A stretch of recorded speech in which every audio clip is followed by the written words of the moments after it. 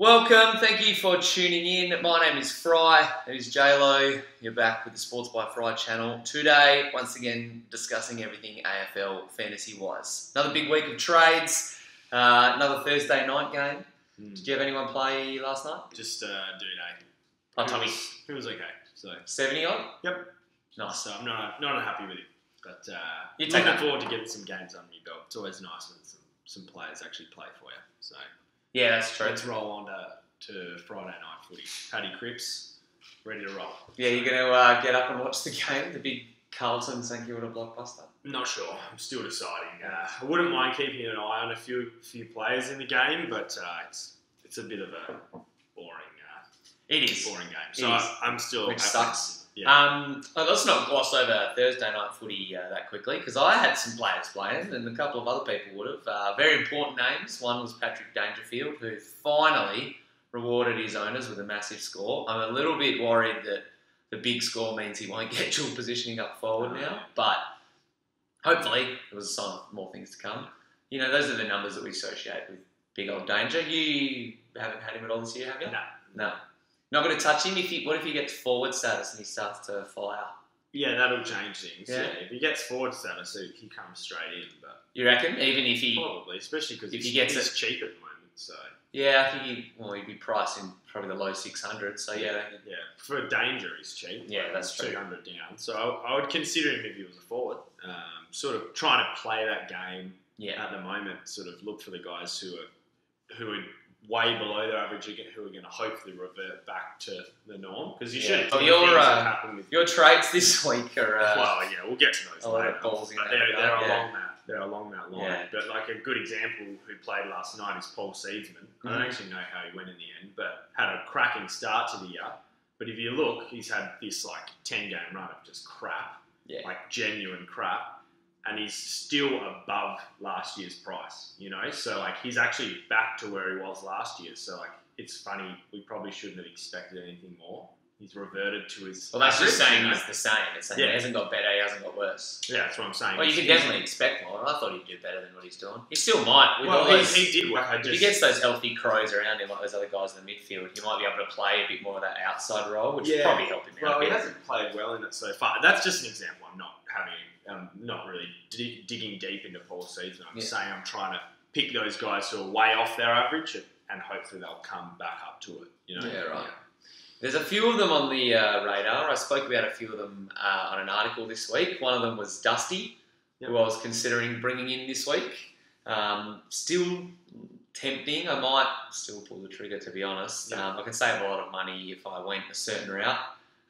You're in on Dusty as well. You reckon he's good for the rest of the year? Yeah, probably. I'm still not quite on him yet. There's a few guys I want to bring him first, but Dusty, if he has a couple more good weeks, I'll probably bring him after a third solid week. I'd be happy with it. It depends a little bit, I guess, how your team's structuring, because at this time of the year, most people have probably one or two. Most of the good coaches don't have any, but everyone probably have one or two rookies left on their field, and they're trying to fill in that last premium spot. So if you've got a midfield spot there open, or you can change a couple of players around and you can put Dusty in, that's not as bad a choice as if you have to settle for someone around that price in your forward line or back line. Yeah. Anyway, I'm in on him. I will not be trading him in this week though. I don't think. I don't know. I change my mind every time I do these videos. But team selection. I luckily, technically, have two blokes traded in with Cade Simpson and Isaac Heaney named. That's interesting. Thank goodness. Both of them named on the field as well, for what it's worth. I mean, they never really line up where they are listed on the website anyway. But Heaney on the ball, Simpson on the halfback flank. Thank God. That's probably good for my team and a lot of other coaches. How about yourself? Big ins, outs? Heaney back in. Same. I don't think any other ins or outs, really. I've just got all my 22 playing, plus... 22 on the field, and then Giro and a couple of guys. And most of my bench isn't playing, which is kind of shitty, but it's getting to that point of the year that probably doesn't matter so much. Yeah, I think we've said that in the last couple of weeks. It's almost time you can just throw away those positives. Well, with that said, let's dig straight into trades, because I've kind of thrown away one of my bench spots this week. I finally cashed in my Oscar McInerney chip, turned him into Ryan Abbott. I was tossing up that Matty Flynn bloke from the Giants, but Abbott's a name I've heard a few times this year, so it doesn't really matter at the end of the day. Let's be honest, I've got Gon and Steph, so if something really goes pear-shaped there, I won't be relying on an emergency. I'll be doing a trade straight away. Yeah. So Abbott comes in, and with the money I make, I'm throwing it on top of Fritsch. I was going to go Guelphy to Dusty, like I said before, but I'm throwing it on top of Fritsch, and I'm getting Dane Beans. I've been big on him for a couple of weeks. Yep. You watch him dish up an 85 now, but Yeah. I don't care. I'm getting him for the run home. I'm going to back him in to have some big scores throughout the rest of the year. Don't rule out another 50 or 60. You know, he does that kind of shit every now and then, but back him in. I reckon he's the goods. How are you? Trade-wise? Yep. I'm pretty in on Dane Beams now as well. I was sceptical the last few weeks, and I shouldn't have been. We've both had one player each like that this year. I was really eyeing Dyson Heppel really early, and you're like, no. No, it's just Westhoff, and there's been more than one for me. Yeah, you talked me off Westhoff and Heppel. Yeah, but Heppel was excusable, because Heppel's not good. Well, he's still good, mate. Well, back him in then. No, I reckon he's shit. Well, I'm going to. He's probably 1 week away from me. He burned me a little bit. I had him for early last year, and then he kind of dipped a bit. And I just don't rate him consistently as a fantasy star. Yeah, I'm not looking at him as a star. I think I'm just looking as a value play. He's still priced around the same, similar to his start, isn't he? Not to a star, but no, to his start. Sorry. Yeah, about the same. I think he's in a good spot. He just had a few bad games in the middle of the year and got an injury. So anyway, we've talked each other off. My trades they're interesting. They're still not locked in. Interesting to say the least. Look, you're a braver man than me, but you're right. At this time of year, you got to go for these type of risks and gamble, see if you can hit something. That's right. So for a bit of context for everyone listening, I'm taking 2 pretty big gambles. So up forward, well, actually, it's not a gamble up forward, because what I'm doing is I'm cashing in McInerney finally and grabbing Stephen Motlop. I didn't realise that's who you're trading out. Yeah, that's not a terrible idea. Yeah, so I'm just going to jump on a hopefully hot Motlop, who's looking like he's going to be playing a lot more midfield minutes at the moment. And Hinkley said that, and he said that, and he said that he's always seen Stephen as an outside midfielder, not a forward. Okay. So that's why I'm thinking now he's finally settling into that Port Adelaide roster, and Port Adelaide feels a little more settled themselves, particularly like I've said with Ryder back. I think that's such a punch for him. I think Stevie Motlop, who I've always liked, might just have a few up weeks. I don't need the rest of the season from him. Okay. I just need 3 weeks where he makes me 100k and earns me good scores. So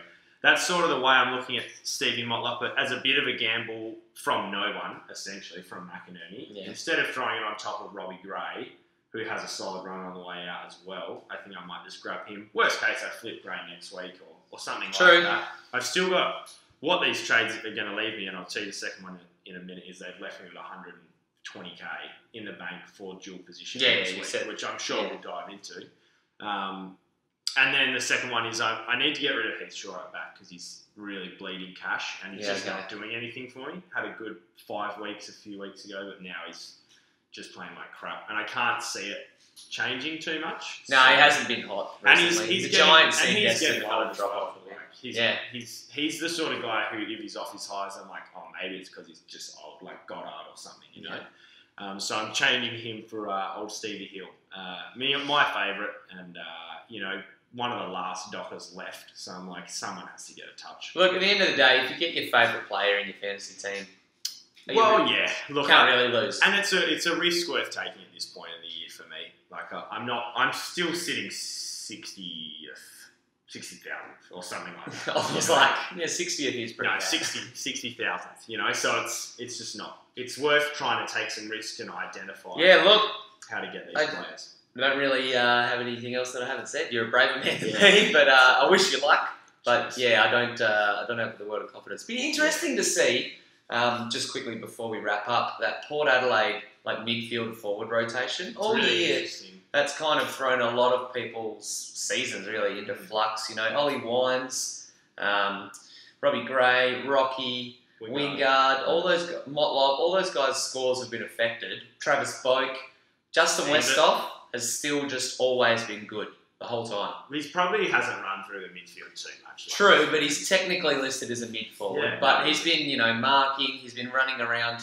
I don't want to.